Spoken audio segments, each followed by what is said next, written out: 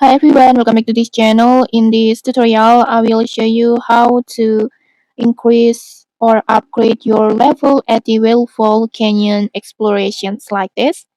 So in this Call of Whales event, Heartopia has a new map called the Whalefall Canyon map like this. And for this map, you can open the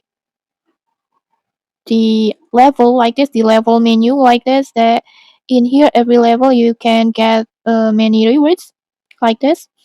And to increase this level, you need the certificate of explorations. And to get this certificate, it's very easy. First, you just need to to complete the daily quest on here. The Whalefall Canyon daily request on here. You can see it. You can.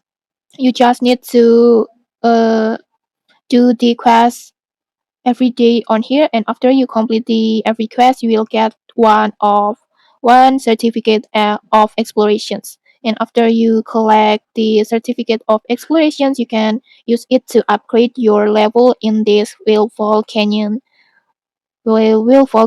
explorations level like this. And okay, that's it. If you found this helpful, don't forget to like, comment, and subscribe for more tutorials. Thanks for watching, and see you.